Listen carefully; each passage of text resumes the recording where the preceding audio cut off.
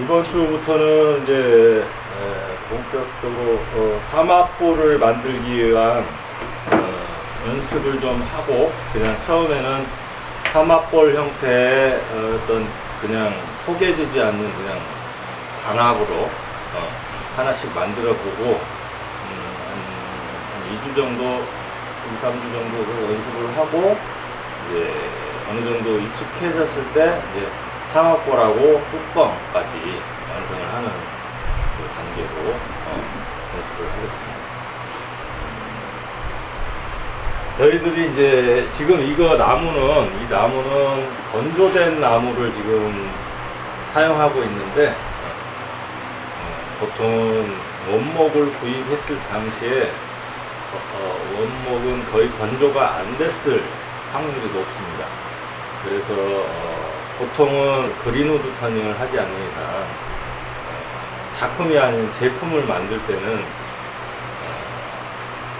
일단 갈라진 부분이 있거나 찌그러진 부분이 있거나 변형이 오거나 이런 그릇을 만들고 싶어 하지는 않잖아요.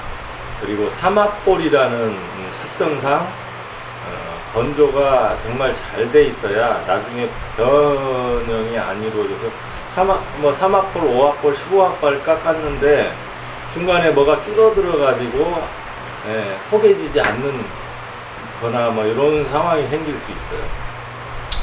그래서 원목 상태에서는 수분이 잘 안 빠지기 때문에 보통 재단을 해서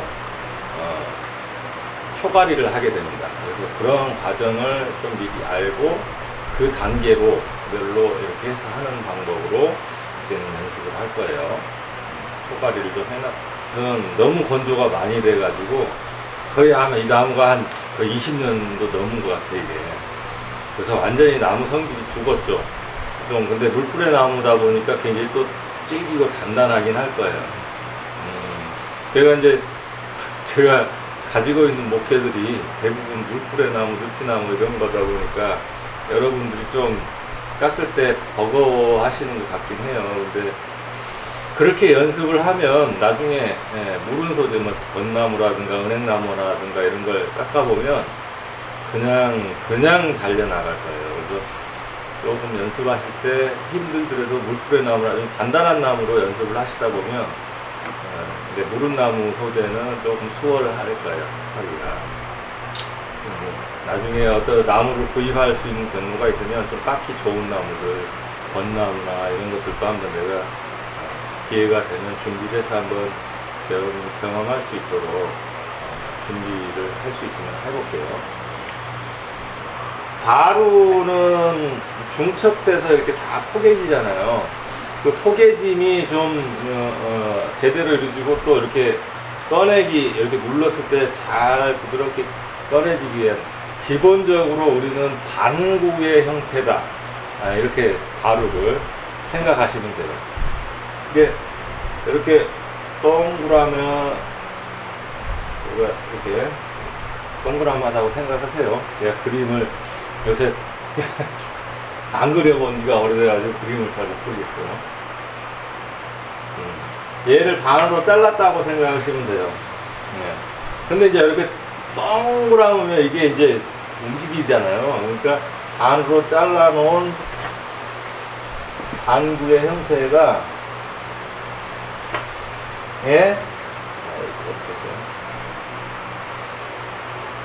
여기를 바닥에 딱 고정되게 한번 이렇게 딱 잘라줬다고 생각하시면 돼요. 여기는 집어버리고, 그럼 이런 형태가 되죠. 이런 형태가 안으로 똑같은 곡선으로 포개져서 이렇게 갈수록 정말 정교하게 잘 깎는 분이죠. 근데 그렇게 하기가 상당해요.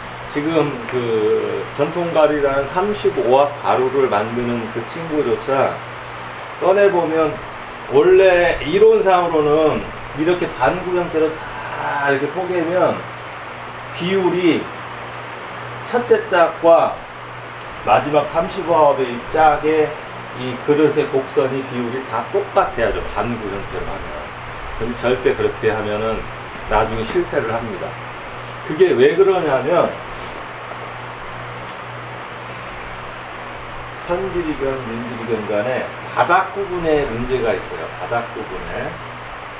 이렇게 바닥 부분을 이렇게 깎을 때 얘를 똑같은 두께로 해서 다 포개져 있다고 하면 이론적으로 비율이 제일 작은 자하고 가로 세로 비율이 다 똑같을 거예요. 근데 절대 그렇게 하기가 힘듭니다. 물론 이제 예를 들어서 어떤 CNC로 정확하게 할 수 있는 장비가 있다면 그렇게 할 수 있겠죠. 근데 그렇게 해놓으면 뭐가 문제가 되냐면 바닥이 너무 얇아서 그릇의 특성이 사라지고 변형이 올 수 있고 이런 문제 때문에. 근데 만져봤을 때는 우리가 손으로 눈대중으로 봤을 때는 거의 별 차이가 없는 것 같아요. 그리고 이론적으로 도면을 그려보면 여기 갭이 양쪽으로 있고 갭을 좀 둡니다. 너무 빡빡하게 하면 나중에 줄어들어가고 안 맞으니까 공간 여유를 둬요. 1, 2mm 정도 흔들리게.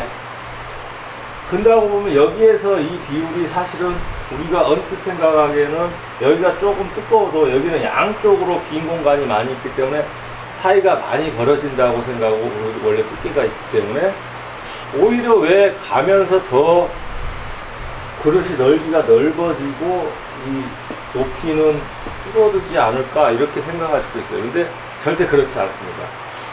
왜 그러냐면 바닥은 우리가 여기 이 밑에 바닥을 할 때도 아주 잘어된 듯이 반듯한 것 같지만 가리에서 예를 들어서 톱으로 딱 잘랐다, 직선으로 잘랐다 그러면 맞죠?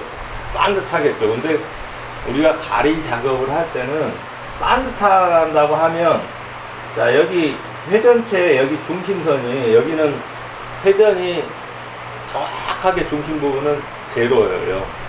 0rpm이에요. 사실 회전이 안 되고 있는 거죠. 완전히 정확하게 중심이에요. 그러다 보니까 가운데서 찍었을 때 잘못하면 반듯했다고 했는데 이렇게 될 수 있어요. 우간으로 반듯했는데 바닥에 놓으면 띠뚱거릴 수 있다는 거죠. 그래서 보통은 눈에 안 보이게 약간 이렇게 들어가게 됩니다.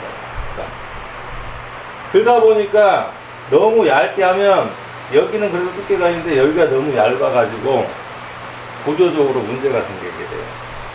그래서 약간 들어간 것 같지만 사실 재보면 상당히 많이 깊이 들어가 있어요. 그래서 이렇게 이제 해주면 여기 가운데 두께를 기준으로 내가 5mm로 했다고 생각하지만 보세요.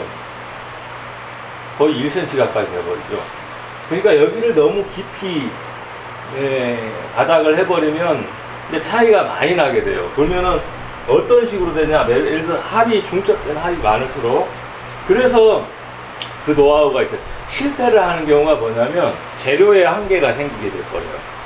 왜냐면 처음에부터 이런 반구의 비율로 가루를 작은 것부터 이렇게 만들었다고 하면 원래 이론적으로 마지막부터 반구가 돼야 이론적으로 맞죠. 근데 막상 해보면 점점 길어집니다, 이게. 네. 특히 초보자 처음 시도했을 때는 그 이론을 모르기 때문에 이렇게 하면 되겠지. 첫 짝부터 작은 것부터 시작하거든요. 그냥 무한대로 막 길어져요. 하고 이 재료가 없게 돼요. 근데 재료도 없을 분들은 그렇게 맞추기도 힘들어요. 그래서 보통 이제 삼합이나 이런 것은 합이 몇 개 안 되기 때문에 별로 큰 차이가 없어요.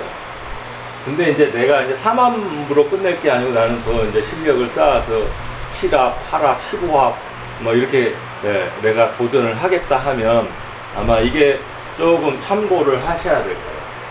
첫째 짝은 좀 납작하게 대부분 깎아요. 이렇게 납작하게.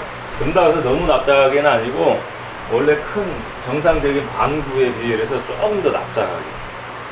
그리고 처음부터 여기도 이제 밑에 국 부분, 그 다음에 여기 하단 부분, 안쪽에 하단, 보통 뭐 하단 그 바닥 부분을 그 비슷하게 해줘야 됩니다. 예, 지름을 이렇게 해주고, 다음 것도 너무 차이가 나면 안 돼요. 이렇게 하니까 그래요. 여기를 이 기준을 재가지고 여기보다 살짝만 크게 해야 되는데, 그냥 눈대중으로 해가지고 여기를 너무 넓게 해버리면 이게 이제 방구가 아니고 넓적해지게 돼요. 자꾸 넓적하면서 바닥이 두꺼우면 또 길쭉해지고 이렇게 된단 말이에요.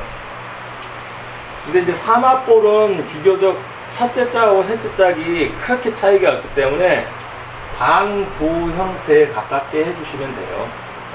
근데 이제 여러 개의 중첩된 볼을 깎아야겠다. 그러면 첫째 짝이 굉장히 콩알만 하다. 그럼 그거에 대해서도 조금 마지막 짝을 너무 길지 않게 하기 위해서는 약간 생각보다 많이 납작하게 깎아줘야 실패할 확률이 적습니다. 그런 것은 지금 삼합볼을 깎을 때는 그냥 참고만 하시고, 이제 나중에 여러분들이 또 한 10년 이상 수련하다 보면 재능이 있고 그러신 분은 오히려 저보다 더 그 좋은 작품들을 많이 만드실 수 있으실 거예요. 재능이라는 것은 본인이 해보지 않고는 몰라요. 그리고 이제 그러기 때문에 저보다 더 실력이 뛰어나신 분이 분명히 이분 중에 5분 중에 계실 수 있어요. 그럴 때 이제 도전을 해야 되잖아요. 이게 안 해보면 아무리 재능이 뛰어나도 그걸 구현을 못하죠. 뭐 지금 현재 우리나라에서 가루를 제일 많이 만든 합이 35합이에요. 저는 처음에 한 2010년대 때 그럼 나는 가루를 100합까지 깎아보겠다 이렇게 생각해가지고 이 35합 가루를 깎는 친구의 제일 작은 짝 안에 제일 큰 짝으로 기준으로 잡아갖고 여기다가 7합을 넣었어요. 7합을 여기까지 해놓고 어디다 보관을 했는데 어중간하게 세 번째 것이 어디로 도망가 볼 거 없어요. 그래서 그냥 아예 모르겠다 하고 포기해버렸어요. 근데 사실 100합까지 하지를 못하는 게, 여기서 7합을 넣었다고 해도 8합이죠. 이 제일 작은 짝이 점점 커지면 제일 큰 게 한 이만해져야 되는데 무모한 도전일 수도 있죠. 그래서 이제 저는 바로는 그래서 최고 많이 시도해 본 게 20합까지 해봤어요. 서양 우두청이인가.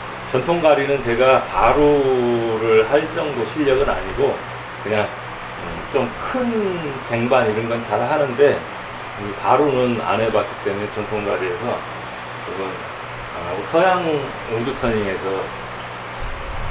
8합짜리는 제가 이제 많이 해봤고요. 8합짜리는 납품도 많이 했었고 음질로도 했었고 선질로도 했었고. 근데 여러분이 이번에 할 것은 선질이에요. 음질은 이제 방향이 달라지고 뭐 여러 가지 이제 조금 다른 테크닉이 있겠죠.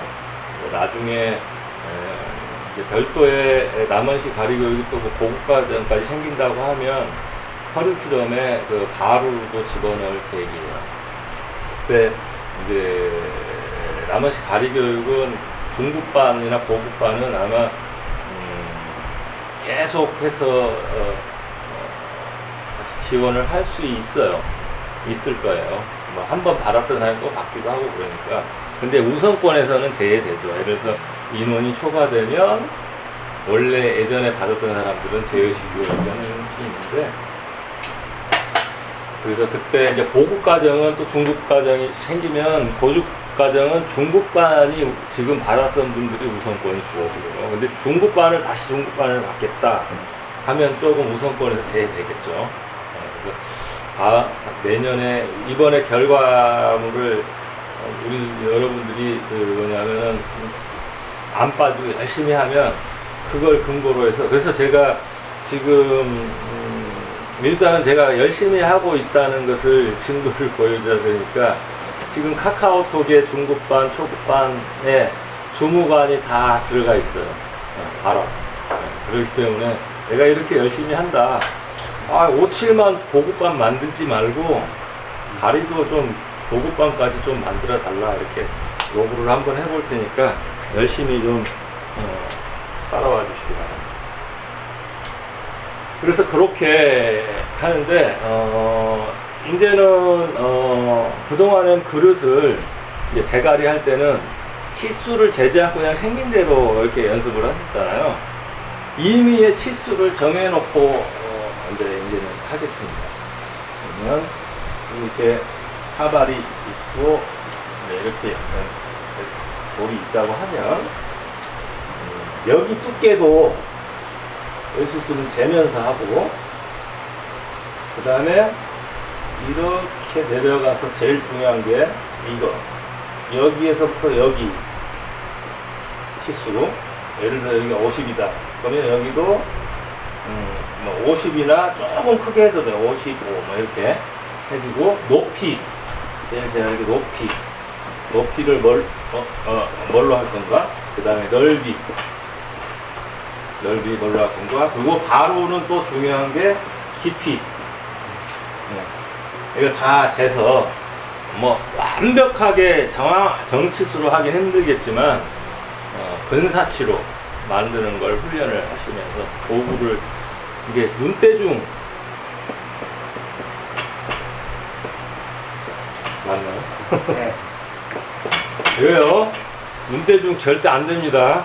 뭐 고수들 뭐 눈대중으로 맞추면 거의 뭐 0.5mm 오차 뭐 이렇게 얘기하는데 그거 다 거짓말입니다. 예전에 보면은 그 뭐죠? 그 생활의 달인인가? 뭐 무슨 그 있잖아요. 뭐 일본까지 가서 듣기도 하고 그래요. 야구 배트 깎는 사람 보면은 웃깁니다. 내가 딱 치수를 정해놓고 싹 깎아갖고 재보면 똑같아요. 그게 가능할까요? 아무리 달인이라고 재면서 해도 부정확한데, 그냥 자기가 쭉 깎아갖고 재보니까 원래 미션을 주잖아요. 거기에 딱 맞게 0.5mm 오차로 똑같은 치수를 깎았다 이거예요. 그게 가능할까요? 어쩌다 공사 문거리 잡는다 가능할 수 있어요. 이렇게 근사치는 달인들이 좀 가능한 건 뭐냐면요, 오로지 그 치수에 야구 배트의 사이즈를 한 20년 이상 깎았어요. 그 치수만. 그러면 어느 정도 근사치는 가능해요. 그렇지만 0.5mm 오차, 이건 말도 안 되는 거짓말이에요. 그러면 우리가 측정 공부가 왜 필요하고, 서양인들은 그래서 그런 거짓말을 안 해요. 합리적으로 해요. 그런 것들은 이게 동양 사람들이 좀 본받아야 할 게, 괜히 자기 기술이 어떤 우월감을 표현하기 위해서 실제로는 재면서 하면서 그런 영상에서, 그리고 이제 그런 다큐 프로그램은 작가들이 일부러 유도를 해요.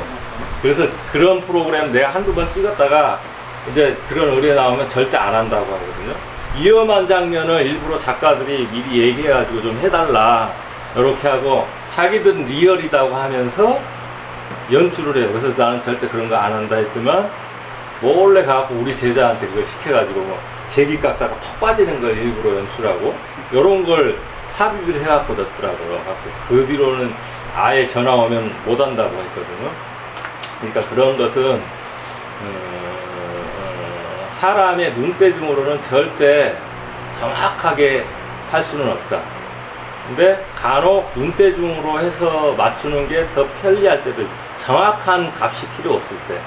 근데 정확한 값으로 마킹을 해서 해도 사람이 하는 일이다 보니까 정확도가 떨어지기 때문에 원래 그 도면에 의한 거하고 변수가 생겨요. 그럴 때는 약간 노하우를 살려서, 이게 경험을 살려서 조금 그 원래 도면을 비껴가는 거죠. 그거 차이지. 사람은 CNC가 아니기 때문에 정확한 치수를 재보지 않고 깎기란 그건 쉬운 일은 아니라는 거예요.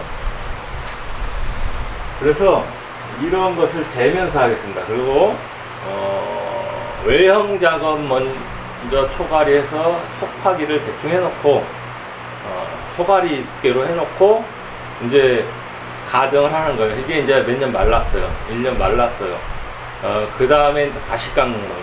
근데 이제 요거 같은 경우는 외형 초가리하고 속파기하고 구부에 물려서 속파기하고 그 다음 순서가 속파기 쪽으로 해놓고 속파기로 맞춰놓고 하는 거니까 일부러 초가리 해놓고 뺄 필요가 없어요. 그대로 바로 하면 돼요.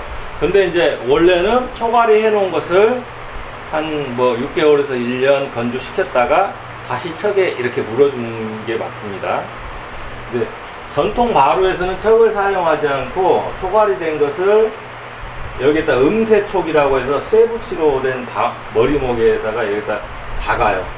그러면 이제 이 박은 안에 자국이 생기잖아요. 그래서 초가리를 어떻게 하냐면 바로는 이렇게 높이를 원래 깎고자 하는 높이보다 상당히 높게 초가리를 합니다. 그리고 바닥을 굉장히 그래도 좀 두껍게 합니다. 이렇게. 왜 그러냐면 음색 자국이 들어갈 때 요만큼은 날려야 돼요. 날리고 그래서 바루를 마치는 분들은 작업하는 분들은 그 사이즈의 기준이 요걸 알아두셔야 돼요. 사이즈의 기준이 요 바깥쪽 지름이 아니고 요 안쪽 소가리에 놓은 지름이에요. 지름보다 얘를 살짝 깎았을 때 맞게 이게 사이즈별로 보통 정해진 치수가 있을 거 아니에요. 초가리를 그렇게 맞게 합니다. 그래서 얘를 조금 깎아갖고 뜯긴 자국을 없애고 좀 모양을 만들어주면 이 안에 들어가는 짝이 딱 맞게 그렇게 해주고요. 그러면 요 높이는 어떻게 맞춰주냐. 여기 얹었을 때 여기가 딱 맞아 떨어져야 되잖아요. 보통은 예를 들어서 일반적으로 우리 생각할 때는 외형을 높이를 맞춰놓고 여기를 딱 잘라서 하거나 여기를 더 파서 이렇게 할 것 같잖아요. 근데 굉장히 길게 해놨기 때문에 이 속파기도 두 번째 짝이 굉장히 깁니다. 그래서 나무 소비가 많다는 거예요. 그래서 좀 비교적 싼 나무로 하는 거예요. 은행나무 이런 걸로. 여기를 맞춰놓고 여기는 싹 깎아버려요. 이렇게 많이 줄어들죠.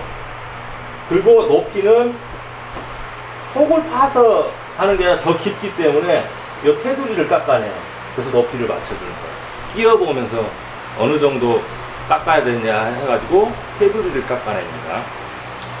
그런 차이점이 있다 생각하시고, 근데 그냥 개별적인 하나를 연습하실 때는 그렇게 자를 필요는 없고 높이를 정해서 그냥 하시면 돼요. 그래서 지금 시간이 12시 40인데 한 30분 정도 제가 하는데 이번에도 그러면 단계별로 제가 시범을 보이고 이렇게 따라하는 걸로 할게요. 우선 밥 먹기 전에 제가 그 초가리 하는 거만 이렇게 시연하고 바로 밥 먹고 와서 다시 하게요. 또 실습하게요.